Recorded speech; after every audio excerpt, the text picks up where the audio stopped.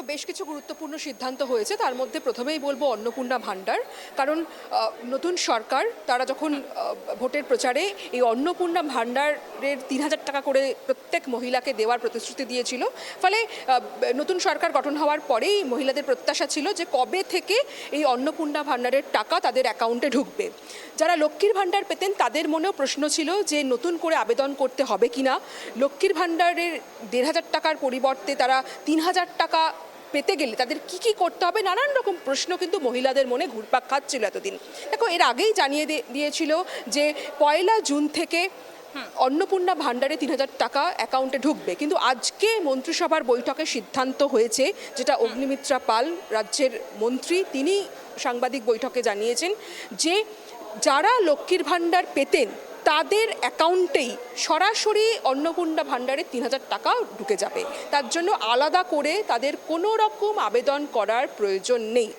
শুধু তাই নয়, এর জন্য যাদের হয়তো আমরা দেখেছি যে এসআইআরে অনেকের নাম বাদ গিয়েছে, তাদের মনের মধ্যে প্রশ্ন ছিল যে তারা অন্নপূর্ণা ভাণ্ডারের টাকা পাবে কিনা। যেটা আগে বলা হয়েছিল যে এই যারা একেবারেই যাদের নাম বাদ চলে গিয়েছে এসআইআরে তারা কোনোভাবেই পাবে না, কিন্তু যারা ট্রাইব্যুনালে আবেদন করেছেন এবং যারা সিএতে নাগরিকত্বের জন্য আবেদন করেছে তারা কিন্তু প্রত্যেকেই অন্নপূর্ণা ভাণ্ডারের টাকা পাবে। ফলে এটা একটা বড় পদক্ষেপ, বড় ঘোষণা আজকে মন্ত্রিসভার বৈঠকে পর যেটা করা হয়েছে যে অন্নপূর্ণা ভাণ্ডারের ৩,০০০ টাকা কিন্তু সরকার যারাই লক্ষ্মীর ভাণ্ডার পেতেন তারাই পাবেন, তাদের জন্য আলাদা করে অন্নপূর্ণা ভাণ্ডারের জন্য কোনো আবেদন জমা করতে হবে না।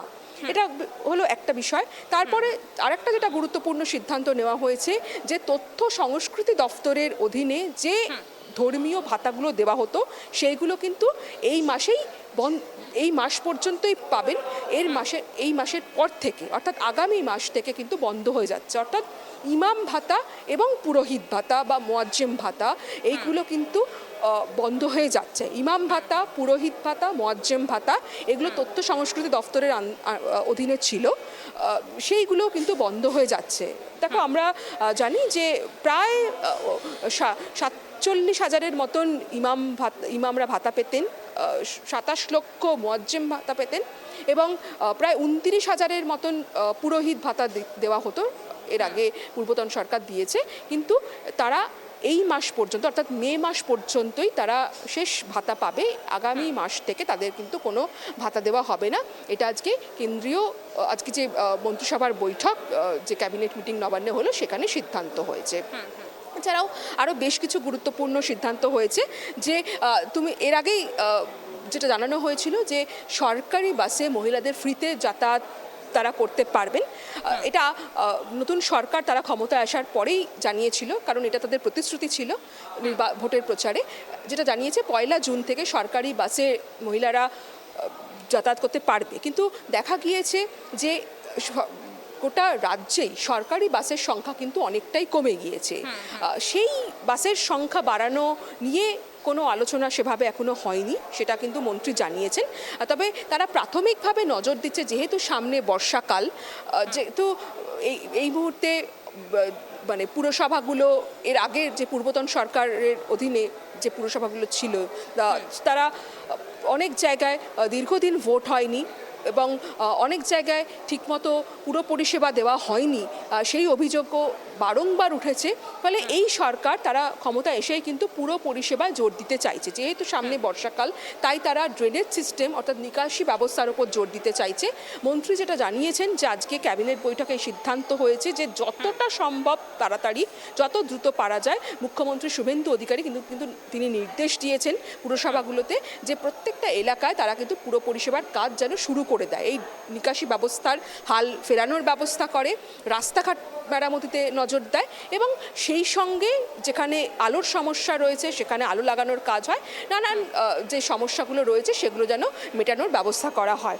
এছাড়াও আরও একটা বিষয় জানিয়ে রাখি, খুব গুরুত্বপূর্ণ, যেটা বিজেপি ক্ষমতায় আসার আগে তারা প্রতিশ্রুতি দিয়েছিল যে তারা যদি ক্ষমতায় আসে ৭ম পে কমিশন সপ্তম পে কমিশন তারা চালু করবে। আজকে কিন্তু সেই সপ্তম পে কমিশন গঠনের সিদ্ধান্ত নিয়েছে মন্ত্রিসভা। তবে যেটা আজকে একটা জল্পনা চলছিল যে আজকের বৈঠকে কোনো ডিএ নিয়ে সিদ্ধান্ত হবে কিনা, তার কারণ ডিএ বাড়ানোর জন্য যারা সরকারি কর্মীরা রয়েছে তারা কিন্তু এর আগে অনেক লড়াই আন্দোলন করেছে, পূর্বতন সরকারের কাছেও তাদের আবেদন ছিল তাদের যেন ডিএ বাড়ানো হয়, এবং যার আমরা দেখেছি যে জল প্রায় হাইকোর্ট সুপ্রিম কোর্ট পর্যন্ত গড়িয়েছিল এবং সুপ্রিম কোর্টও নির্দেশ দিয়েছিল তাদের বকেয়া ডিএ মিটিয়ে দেওয়ার জন্য। ফলে আজকের নতুন সরকারের দ্বিতীয় যে মন্ত্রিসভার বৈঠক, সেখানে সেই বৈঠকের দিকে নজর ছিল যে আজকে ডিএ নিয়ে কোনো বড় ঘোষণা হয় কিনা, কিন্তু আমরা দেখলাম যে সরাসরি ডিএ নিয়ে কোনো ঘোষণা করেনি এই সরকার। শুধুমাত্র তারা জানিয়েছে যে সপ্তম পে কমিশন গঠন করা হচ্ছে। এর পরের তারা জানিয়েছে যে 15 দিন পরে ক্যাবিনেট মিটিং হবে, সেখানে ডিএ নিয়ে কোনো চূড়ান্ত সিদ্ধান্ত তারা নেয় কিনা, কত পার্সেন্ট ডিএ বাড়বে। কারণ যারা সরকারি কর্মচারীরা রয়েছে তারা বারবার বলছিল যে কেন্দ্রীয় হারে তারা ডিএ পাচ্ছে না, অন্তত তাদের 12% ডিএ যেন আরও বাড়ানো হয়। এখন তারা 18% ডিএ পাচ্ছে, আরও যেন 12% ডিএ বাড়িয়ে অন্তত, যেটা কেন্দ্রীয় সরকারের কর্মচারীরা 42% ডিএ পাচ্ছে, সেখানে রাজ্য সরকারের কর্মচারীরা তারা দাবি করছে যে তাদের অন্তত যেন 30% ডিএ দেওয়া হয়। এই দাবিটা কিন্তু তারা অনেক দিন ধরেই করছে এবং এই দাবিতে তারা নতুন মুখ্যমন্ত্রী শুভেন্দু অধিকারীর কাছে একটা চিঠিও দিয়েছে এই কর্মচারীদের একটা অংশ। ফলে আজকে ডিএ নিয়ে কোনো সিদ্ধান্ত হয়নি, সেটা কিন্তু মন্ত্রী জানিয়েছেন। তবে এখন দেখার বিষয় যে পরবর্তী ক্যাবিনেট মিটিংয়ে ডিএ নিয়ে কোনো চূড়ান্ত সিদ্ধান্ত নেয় কিনা, তার কারণে ডিএর দিকে প্রচুর যারা সরকারি কর্মীরা রয়েছেন তারা কিন্তু তাকিয়ে রয়েছে কোনামি।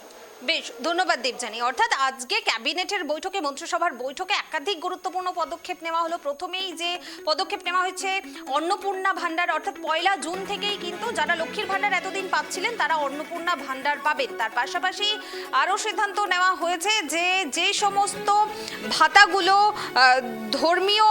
ধর্মীয় কারণে দেওয়া হচ্ছিল, অর্থাৎ মোয়াজ্জেম ভাতা, পুরোহিত ভাতা, সেই সমস্ত ভাতাগুলো কিন্তু বন্ধ করে দেওয়া হবে এবং সপ্তম পে কমিশন গঠন করা হবে। তার পাশাপাশি পৌরসভার যে কাজগুলো রয়েছে, নিকাশি ব্যবস্থা, লাইটের ব্যবস্থা, সেই সমস্ত কাজগুলো যেখানে যেখানে থমকে রয়েছে সেই কাজগুলো দ্রুত যাতে করা হয় তার জন্য কিন্তু সিদ্ধান্ত গ্রহণ করা হয়েছে। তার পাশাপাশি আরও একাধিক সিদ্ধান্ত গ্রহণ করা হয়েছে এবং ডিএ নিয়ে আজকের এই বৈঠকে কিন্তু সরাসরি কোনো রকম ঘোষণা করা হয়নি, কোনো রকম সিদ্ধান্ত নেওয়া হয়নি। জানানো হয়েছে যে 15 দিন পরে আরও যে মন্ত্রিসভার বৈঠক অনুষ্ঠিত হবে সেখানে কিন্তু এ বিষয়ে সিদ্ধান্ত নেওয়া হবে।